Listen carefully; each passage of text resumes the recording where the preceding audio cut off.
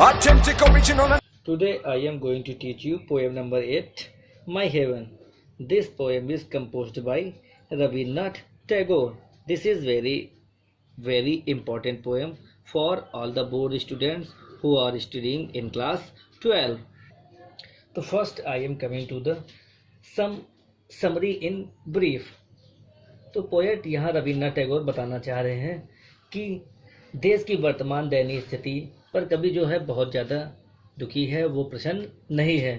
अतः वह ईश्वर से प्रार्थना कर रहा है कि उसके देश को एक ऐसा आदर्श अवस्था की ओर ईश्वर अग्रसित करें जिस प्रकार से वहाँ पर के लोगों में किसी प्रकार का कोई भय न हो और जहाँ ज्ञान किसी भी प्रकार को प्राप्त करने के लिए कोई भी प्रतिबंध न हो, जहाँ पर मानव समाज जाति धर्म रंग भेद भाषा आदि के आधार पर विभाजित न हो, जहाँ व्यक्ति तर्कशील हो और लोग समझदार निष्ठावान सत्यनिष्ठ और परिश्रमी हो, और जहाँ पर ही विवेक के द्वारा ही लोग अपने जीवन के मार्गदर्शन के द्वारा आगे की उन्नति करते रहे हों।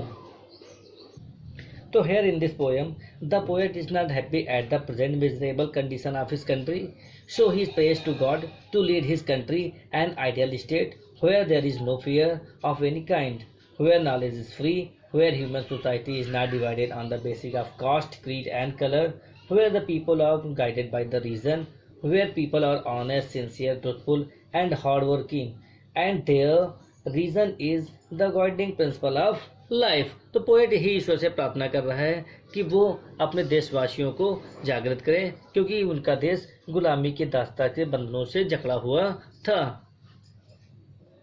तो now I am coming to the poem. तो this poem is divided in 2 stanza. Every stanza has 6 lines. तो ये पोएम जो है 6 लाइन्स की 2 स्टैंजाज में डिवाइडेड है। 12 लाइन की कंप्लीट पोएम है। तो पहले स्टैंजा की हम लोग चलते हैं पहले 6 लाइन्स की ओर। तो है where the mind is without fear and the head is held high. Held high माने ऊंचा उठा रहे। Where the knowledge is free. Free माने स्वतंत्र। नॉलेज मीन्स ज्ञान। Where the word has not been broken into the fragments. Fragments माने होता है पार्ट्स, अंश या टुकड़े। By the narrow. Narrow means संकीर्ण या तंग सकरी। Domestic wall. डोमेस्टिक माने होता है घरेलू। वॉल्स माने दीवार, घरेलू दीवालों के रूप में। Where words comes out out from the depth of truth. Depth means गहराई, ट्रुथ सत्यता की। Where the tireless striving stretches. Striving means होता है अटेम्प्ट या प्रयास। स्ट्रेचेस माने स्ट्रेच करना, एक्सटेंड करना, बढ़ाना या फैला देना। इट्स आर्म्स भुजाएं, बाहें। Towards perfection. परफेक्शन माने होता है पूर्णता की ओर। तो पोएट रविन्द्रनाथ टैगोर ईश्वर से प्रार्थना करते हुए कहते हैं कि हे मेरे पिता या ओ मेरे पिता, स्वतंत्रता के ऐसे स्वर्ग में मेरे देश को जगाओ।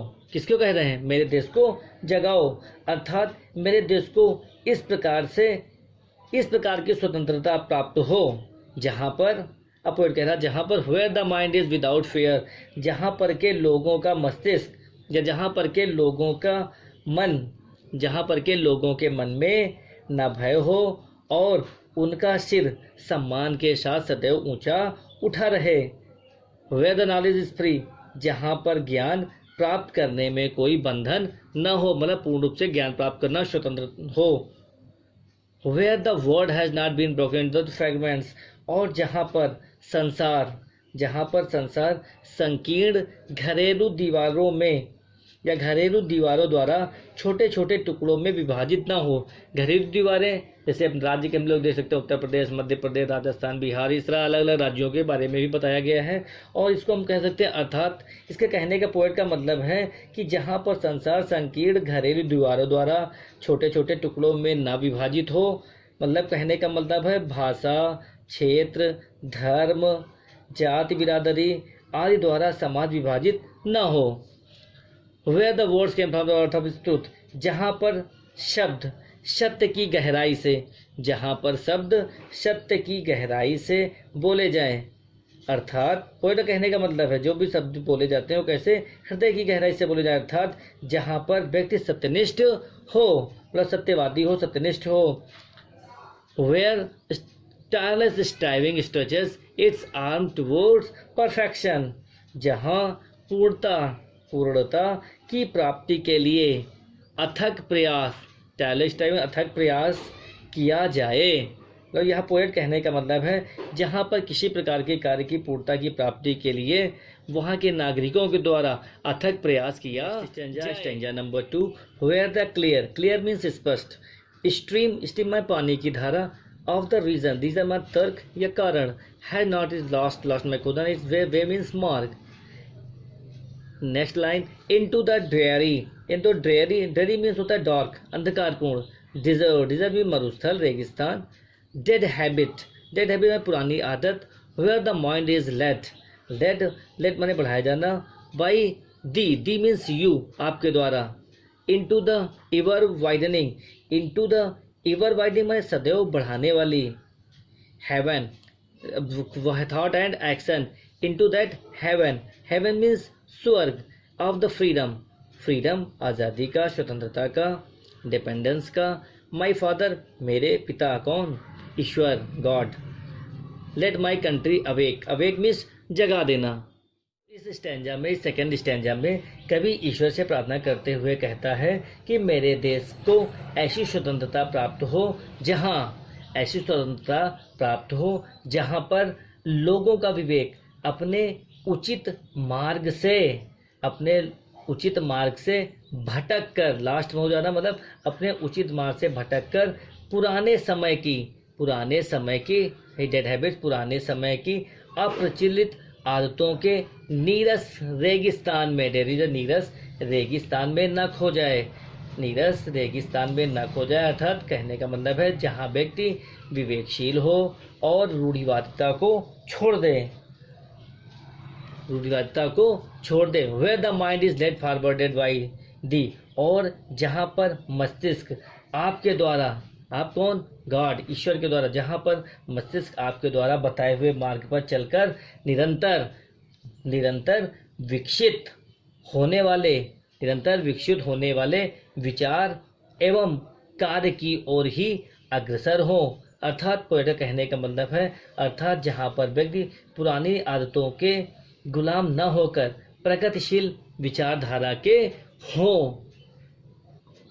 तो इन लास्ट 2 लाइन्स में पोएट कह रहे हैं कि into that haven of freedom my father, कि हे मेरे परमपिता, कौन, मेरे परमपिता ईश्वर, मेरे भगवान, हे मेरे परमपिता, मेरे देश को इस प्रकार का स्वतंत्रता रूपी वरदान प्राप्त हो, जहाँ स्वतंत्रता रूपी वरदान प्राप्त हो, अर्थात मेरा देश इस प्रकार की पूर्ण प्रगति करे या उन्नति करे।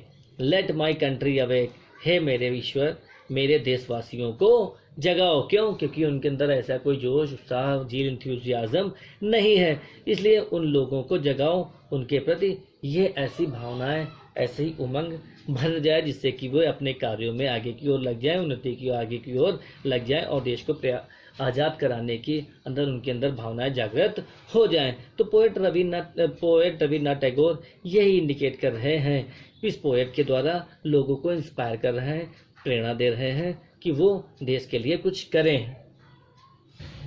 तो in the first stanza, from where the mind to ... toward perfection, the poet is indicate या explains that the poet wishes his countrymen to enjoy freedom. His conception of freedom is very wide. क्या है? It included not only political freedom but every kind of freedom is also. The poet should have no fear. They should hold their heads high with dignity. There should be no check on knowledge. There should be division of human society on the basis of religion, caste, creed and color. People should be truthful and sincere. They should say what they mean. Poet का कहने का मतलब यह है कि किस प्रकार से जो देश के लिए कहा जा रहा है वो लोग करें। तो सेकंड स्टैंजा की हम लोग देखते हैं इसका क्या एक्सप्लेनेशन है। The second stanza is from where the clear stream से let my country awake. So in this stanza, the poet wanted to explain, the poet wishes that his countrymen should be honest, truthful, sincere and hardworking. They should be progressive in their outlook. They should discard old and outdated beliefs. They should accept or reject new ideas on the basis of reason. Reason should be their guiding principle of life. In the end of praise to God and to let his country awake in such an ideal state, कि वो इस प्रकार की ऐसी स्थिति के द्वारा चाहता है एक नए विचारों को तर्क के आधार पर स्वीकार या स्वीकार करे, लेकिन वो जीवन के आधार के तर्क से युक्त हो। अंत में वो ईश्वर से प्रार्थना करता है कि उसका देश ऐसी आदर्श स्थिति को प्राप्त कर सके। वो ईश्वर से यही प्रार्थना करता है। So this is the complete Hindi summary of the poem My Heaven. This is very important poem for all the students. Okay. Thanks for watching.